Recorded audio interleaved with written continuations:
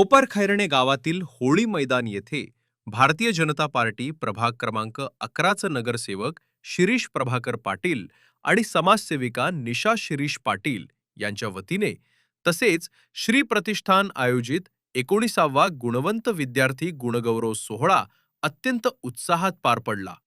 या कार्यक्रमाला प्रमुख पाहुणे म्हणून माजी खासदार संजीव नाईक, नवी मुंबईच्या महापौर सुजाता पाटील, पाणी पुरवठा सभापती रविकांत पाटील, नगरसेविका मीनाक्षी किशोर पाटील, नगरसेवक डी.आर. पाटील, प्रभाग समिती अध्यक्ष चंद्रभागा मोरे, ज्ञान विकास संस्थेच्या प्राचार्या शोभा पाटील, सदस्य नारायण म्हात्रे आणि परिवहन विभाग सदस्या श्रेया सकपार उपस्थित होते। कार्यक्रमाचं यशस्वी आयोजन आणि मान्यवरांच्या स्वागतासाठी परिसरातील प्रतिष्ठित नागरिक व समाजसेवक मोठ्या संख्येने उपस्थित होते। यामध्ये प्रामुख्याने समाजसेवक शरद पाटील, नवनाथ पाटील, संतोष वेटा, देवनाथ पाटील, बळीराम म्हात्रे, संदीप हिंगे, रामकृष्ण नेटके, गजानन पाटील, चंद्रकांत वेटा, दिनेश म्हात्रे, विद्यानंद पाटील, आत्माराम पाटील, नितीन म्हात्रे, किशोर पाटील आणि धोंडीराम पाटील या सर्व मान्यवरांनी उपस्थित राहून गुणवंत विद्यार्थ्यांचं कौतुक केले व त्यांचा उत्साह वाढवला। या सोहळ्यात 10वी, 12वी, पदवीधर, डॉक्टर, वकील, सीए व पायलट झालेल्या गुणवंत विद्यार्थ्यांचा विशेष सन्मान करून त्यांना श्री प्रतिष्ठानतर्फे सुटकेस, संगणक बॅग व कागदपत्रांसाठी दर्जेदार बॅग तसेच घड्याळ भेट देण्यात आली। माजी खासदार संजीव नाईक यांनी नवी मुंबई महापालिकेच्या शिक्षणासाठीच्या 10 कोटी रुपयांच्या तरतुदीचा उल्लेख करत एमपीएससी, यूपीएससी सह स्पर्धा परीक्षांसाठी विशेष मार्गदर्शन उपक्रम राबवण्यात येणार असल्याची माहिती दिली। तसेच नगरसेवक शिरीष पाटील यांनी गेली 19 वर्ष सातत्याने हा उपक्रम सुरू ठेवून विद्यार्थ्यांना प्रेरणा दिल्याबद्दल त्यांचं विशेष कौतुक केले।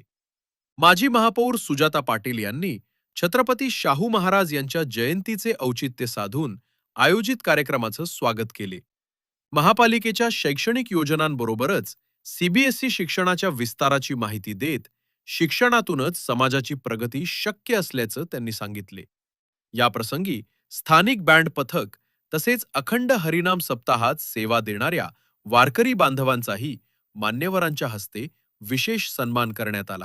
आज भारतीय जनता पक्ष प्रभाग क्रमांक 11 आणि श्री प्रतिष्ठान यांच्या माध्यमातून आदरणीय नगरसेवक शिरीष पाटील यांच्या मार्गदर्शनाखाली सलग 19व्या वर्षी विद्यार्थी गुणगौरव आणि प्रतिष्ठित नागरिकांचा सन्मान सोहळा इथं आयोजित करण्यात आला होता।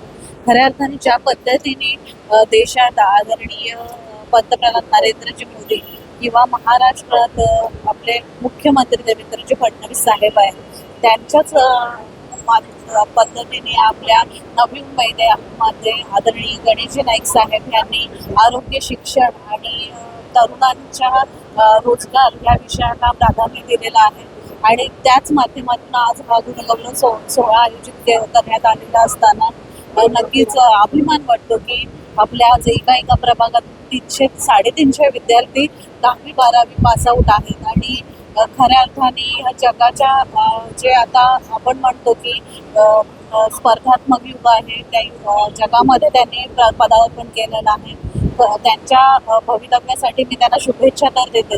त्याच पद्धतीने आदरणीय गणेशजी नाईक साहेबांच्या मार्गदर्शनाखाली आपल्या नवी मुंबई महानगरपालिकेच्या माध्यमातून ज्या योजना विद्यार्थ्यांच्या भवितव्यासाठी आपण पुढे आणतोय त्या विद्यार्थ्यांना सांगण्यात आलेल्या आहेत आणि त्याच पद्धतीने यूपीएससी, एमपीएससी सारख्या स्पर्धात्मक परीक्षांनाही या विद्यार्थ्यांनी तोंड द्यावं आणि पुढे भविष्यात नवी मुंबई महानगरपालिकेचा आयुक्त हे आपल्या नवी मुंबईमधलाच विद्यार्थी असावा अशी आशा एक बाळगतोय आणि आदरणीय गणेशजी नाईक साहेबांचं जे स्वप्न आहे की नवी मुंबई स्वच्छ, सुंदर आणि सुगंधित असावी, त्याबरोबरच सुशिक्षित नवी मुंबई असावी, त्या पुढच्या वाटचालीसाठी या विद्यार्थ्यांना मी शुभेच्छा देते। आज या कार्यक्रमाला आपले सर्वांचे लाडके मान्य माजी खासदार संजीवजी नाईक साहेब तसेच नवी मुंबईचे ते प्रथम महापौर होते, त्याच्यामुळे ते आल्यानंतर आम्हाला म्हणजे एक आनंद असा द्विगुणित होतो की खासदार साहेब आल्यानंतर आमच्या पाठीवर कौतुकाची थाप दिली त्यांनी. एक अविस्मरणीय असा तो क्षण होता, जी खासदार साहेबांची ही कौतुकाची थाप पडणे. तसेच आज ह्या नव्या मुंबईच्या नगरीचे प्रथम नागरिक महापौर सुजाताताई पाटील यांनीही आमच्या कार्यक्रमाला उपस्थित राहिले. त्यांचेही माझ्या मंडळातर्फे, श्री प्रतिष्ठानतर्फे, तसेच प्रभाग क्रमांक 11 मधील सर्व नागरिकांतर्फे आम्ही आभार मानतो की त्यांनी कार्यक्रमाला आमच्यासाठी आज त्यांचा अमूल्य वेळ आणि तोही भरपूर वेळ त्यांनी आमच्या कार्यक्रमासाठी दिला. त्यांचेही मनापासून मी आभार मानतो.